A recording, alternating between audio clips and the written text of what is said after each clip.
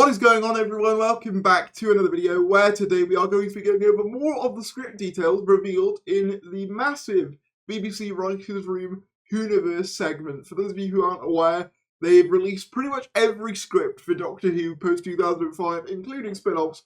What I want to talk about today is specifically some interesting stuff found in parts of scripts to do with RTD2 and future plot lines that obviously didn't make it into the broadcast episodes. Now, I have done a audio narration of the audition for Ncuti Gatwa as the Doctor, which you can go and listen to now. It's not impressions or anything, and unfortunately it was supposed to have subtitles, but it was messed up during rendering. But that's still there, and I will be referring back to it when we talk a little bit about that audition, because there's some things that I mentioned in that video that I want to reiterate here, because I think they'll be important going into the new era. But with that said, let's get into it. Subscribe if you're new, that would be greatly appreciated. Links to my podcast are in the description below, and any support on either of those things would be greatly appreciated. I'm trying to get back into making regular content, and I'm really enjoying myself. So subscribe if you're new. So the first thing I wanted to know actually was discovered, as far as I can see, by a good friend of the channel, Bad Wolf Archives.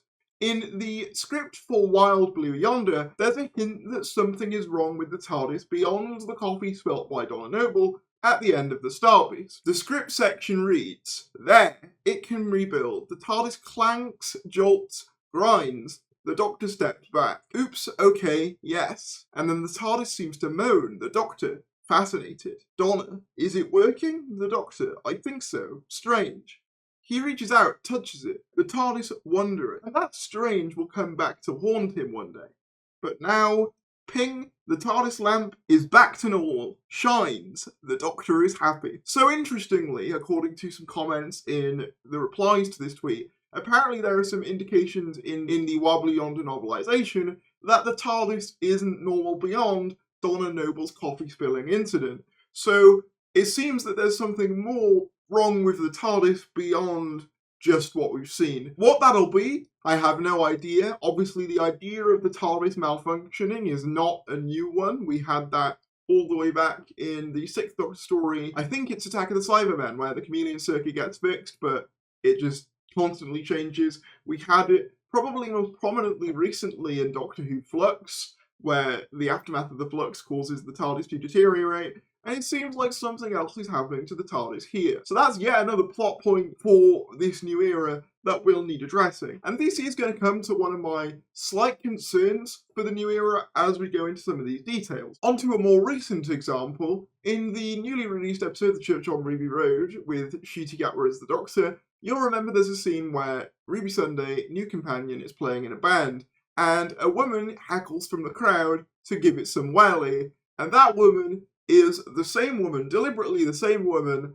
as Mrs. Merridew from Wild Blue Yonder. As this script excerpt reveals, Ruby says, "I don't know, it's dead. A woman in the crowd. A woman we've seen as Mrs. Merridew in Special 2. A woman we'll see a lot more of, yells. Give it some welly. Alright, I said I'm sorry, okay?" This coincidence of the same actor appearing in two incidental roles is very much a deliberate decision. So now we have Mrs. Flood, Mrs. Merridew, and the TARDIS going wrong, as well as the Toymakers Legions and the boss. So there's a lot going on, which kind of highlights one of my concerns with this, and there's going to be even more stuff we delve into, but I am slightly worried with just how many mysteries are being established this early on. Don't get me wrong, I always personally felt that for the majority of them, Russell's mysteries did have good payoffs.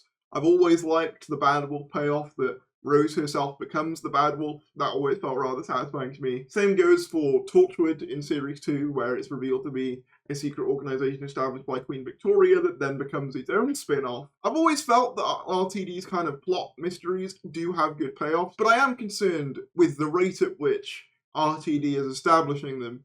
I am sort of having flashbacks to certain Moffat storylines that are kind of introduced, and then you don't hear from them for years, and then when you finally get the answer, you're a bit like, oh, okay. Do you know what I mean? So I am a little bit concerned by that, but I am interested to see where all this stuff goes and how it connects. I suppose I'm less worried for the me's of the world who follows every mystery and makes theory videos and that kind of thing, and more worried for the casual viewers who, whilst I enjoyed a lot of Steven's work, It's undeniable. I think they struggled with certain series that were more, I guess, arc-heavy, i.e. Series 6 and Series 9 as two of the major examples. And I do worry that if there's too many ongoing mysteries, it might become difficult for casual audiences to follow.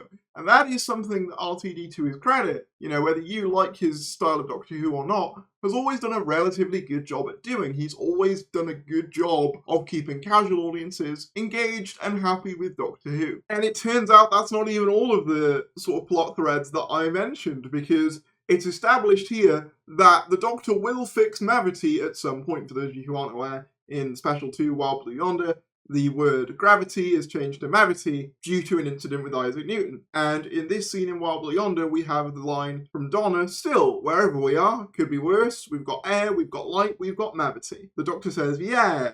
Oh, he'll deal with that later. So that's yet another plot point that we're establishing that needs to be resolved in the future. And I am sort of worried of the analogy of too many spinning plates here.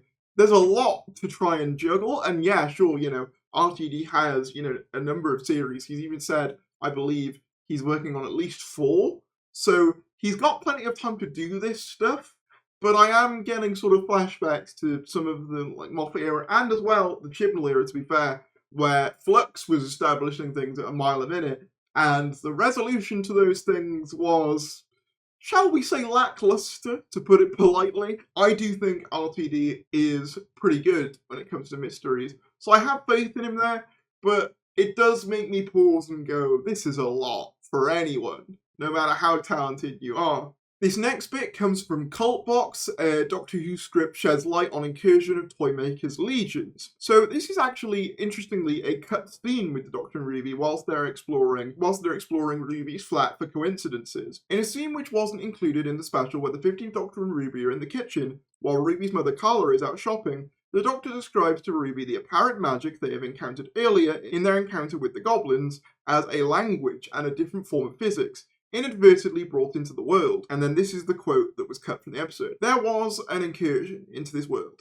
Do you know the giggle? When everyone went mad? That was caused by a drastic transgression known as the Toymaker, and he brought his legions with him. This is his legacy. Forces of nature, but forces of a different nature, writing their own rules, and I'm out of my depth. Got no rules. I love the rules. So yeah, that's a follow-up on the whole thing of the Toymaker establishing the lax rules of the universe, which is another reason why I'm a lot more cool with bi-generation than I think some people are, because the idea of myths being in play now has been deliberately established as a thing. Even, you know, outside of just these cuts from script, we have things like in The Church on Ruby Road, where you have the line of the Goblin King, he's not a myth, he's an actual thing. It's very obvious that myths are a big part of this new era, so I don't mind the myth of bi-generation becoming real by the force of the Toymaker. I actually think that kind of works, and that's why it doesn't really align with anything we've seen in the show before, because it's a deliberate choice to go, it's a myth, and the Toymaker is here. So I don't mind that. Moving on to a slightly more controversial thing found, there was apparently a cut scene, and oh, I just realised Wilf was trending.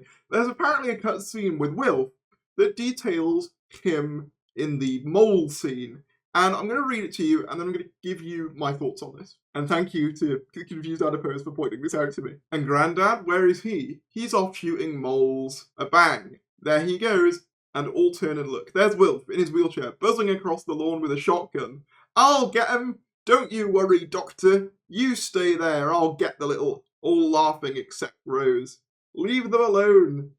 Wilf, I will never surrender. As Wilf glides away, all turn back to each other. Don't worry, I gave the moles a force field. Love the moles. The reason this is controversial is that a number of people have pointed out that the original Wilf character is very pacifist-coded. You know, the whole idea of End of Time Part 2 is that he never shot anyone in his life. And now, in order to defend his surrogate son, he's essentially faced with the option of having to kill people. And he hates the idea of it.